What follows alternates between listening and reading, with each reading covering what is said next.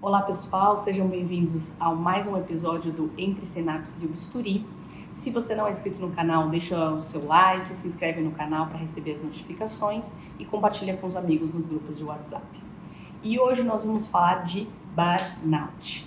Por que se fala tanto em burnout hoje em dia? A descrição disso foi agora? Não. Na verdade, a primeira descrição de burnout foi feita na década de 70, mas foi só nos anos 80 em que se criou uma escala para realmente diagnosticar o burnout. No entanto, até hoje o burnout não é considerado uma doença. Então, se a gente for ver nos manuais de doenças, ele não é considerado propriamente uma doença, ele é considerado uma síndrome relacionada ao trabalho. Tanto é que o outro nome de burnout, se a gente não quiser usar esse nome em inglês, é síndrome de esgotamento relacionado ao trabalho. Primeiro ponto que a gente precisa lembrar: não existe um critério objetivo único para diagnosticar o burnout. A gente fala muito de burnout, existem diversas escalas, mas como tudo na medicina, se existem muitas escalas para avaliar uma determinada doença, provavelmente é que nenhuma delas consegue diagnosticar de forma muito precisa. Então esse é o primeiro ponto. Então lembrar que aquele paciente nosso possa estar frente ao burnout é o primeiro passo para a gente conseguir fazer o diagnóstico, né? Muito mais do que a gente se ater apenas em escalas. Isso vale também para os colegas que possam ir aí estar atendendo o paciente no ambiente de medicina do trabalho. O outro ponto que é fundamental a gente falar é o seguinte: embora a gente fale o burnout como uma síndrome relacionada ao trabalho, hoje a gente sabe que existem outros pacientes ou outras pessoas que podem ter quadros semelhantes ao burnout. Por exemplo, os desempregados. Eles estão num estresse muito grande, relacionado inclusive à ausência de trabalho, e eles podem apresentar sintomas relacionados ao burnout. Por isso que ainda é muito questionado se isso realmente deveria ser chamado de esgotamento relacionado ao trabalho, porque a ausência de trabalho, por exemplo, também pode levar a quadros semelhantes. O mesmo vale para os idosos que estão, por exemplo, aposentados. Muitas vezes eles têm quadros semelhantes. Do ponto de vista de fisiopatologia, a gente tem uma ativação desregulada do sistema hipotálamo-hipófise adrenal, mas a gente não entende ainda o que é causa, o que é efeito. Então a gente não tem muita resposta de se os sintomas começam no corpo e depois isso desregula o eixo, ou se existe uma desregulação prévia do eixo que leva a essa questão. O principal, e muitas vezes vocês ouvem falar, e se você fizer uma busca rápida na internet você vai ver, é aquela tríade clássica. Então é o paciente que tem aquele embotamento afetivo, muitas vezes relacionados a uma apatia, uma perda de empatia, né, para a pessoa com a qual ela trabalha, para a pessoa, o cliente dela, no caso dos médicos, os pacientes. Tem um cinismo relacionado ao trabalho, tem uma perda de eficiência, ou pelo menos uma perda de sensação de eficiência, e sintomas de estresse crônico como alterações de sono, irritabilidade e muitas outras. Eu gosto muitas vezes da gente pensar o burnout como uma fadiga tripla. Então, primeiro, uma fadiga física. Essa fadiga física relacionada não só ao cansaço físico, que mesmo você tem um sono supostamente reparador, você sente aquele cansaço físico crônico, mas também distúrbios de sono sem uma causa aparente, então uma insônia ou uma hipersonia, pessoa que dorme demais, aquele sono não parece que não descansa ela. Uma fadiga cognitiva, então aquele paciente que muitas vezes ele fala, olha, eu estou cada vez menos eficiente, eu leio uma página, por exemplo, depois eu não consigo pensar, eu tenho que ler várias vezes para poder absorver o conteúdo, eu não consigo entender o que está escrito, apesar de ser um conteúdo relativamente fácil, eu tenho cada vez produzido menos no trabalho, tá?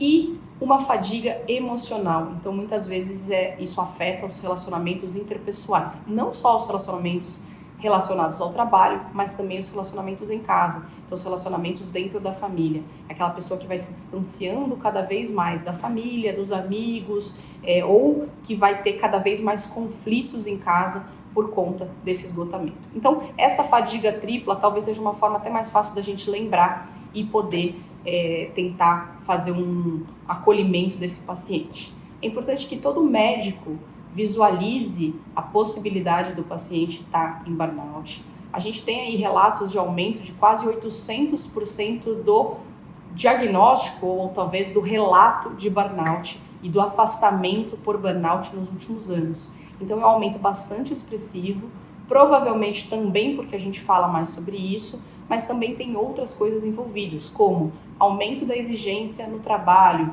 a nossa hiperconectividade, o tempo inteiro a gente está disponível. Então, antigamente, dizia-se, por exemplo, que o médico estava sempre disponível. Hoje em dia, qualquer trabalho, você trabalha numa empresa, você trabalha com qualquer área, você está o tempo inteiro disponível. Você está o tempo inteiro com o seu WhatsApp ligado, com o seu e-mail, o seu celular o tempo inteiro. Então, a gente tem demandas de trabalho completamente fora do nosso horário de trabalho oficial. Isso serve para todo mundo. Outra coisa que aumenta muito a nossa sensação de esgotamento é a comparação que a gente vê muito nas redes sociais. Então é muito comum que a gente tenha acesso a profissionais de outros países, de outras cidades, com outro poder aquisitivo que a gente tem e a gente se compare o tempo todo. Isso leva a uma menor satisfação com o que a gente faz, com o trabalho que a gente faz. É importante também lembrar que toda vez que o profissional se sente menos valorizado, seja financeiramente ou seja menos valorizado com palavras e com promoções, ele também tem uma chance maior de desenvolver burnout. Então, sempre que a gente tiver com um profissional que você percebe que ele sente cada vez menos eficiência no que ele faz e que ele sente que ele é mal remunerado, ele tem uma chance maior de desenvolver burnout. É importante que a gente, como médico, esteja atento a isso sempre. Pergunte sobre a carga de trabalho, pergunte sobre o estilo de vida que esse paciente leva relacionado ao trabalho.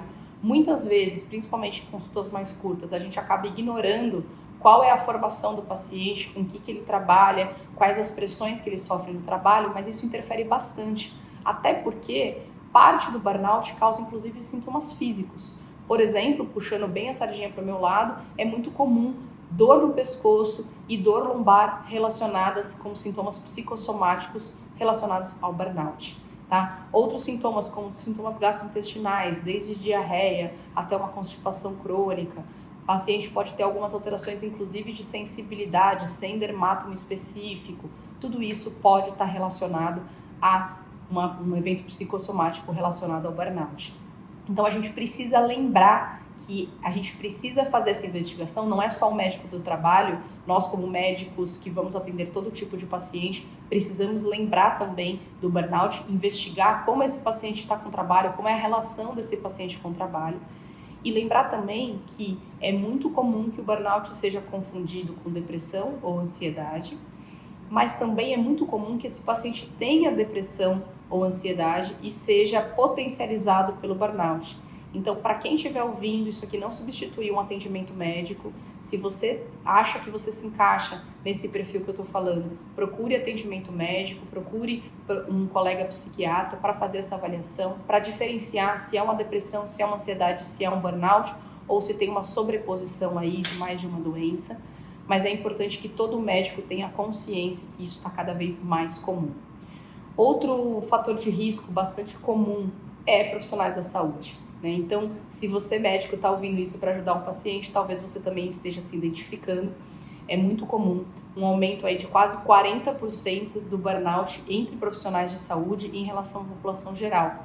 Mais comum entre médicos, mas talvez porque a gente relate mais. É mais comum também nas mulheres, talvez porque as mulheres se queixem mais e procuram mais atendimento médico. Isso, a semelhança de outras doenças que as mulheres procuram mais atendimento, é possível que o burnout também seja mais diagnosticado nelas por conta disso. Então, o burnout é uma condição que cada vez mais nós precisamos lembrar.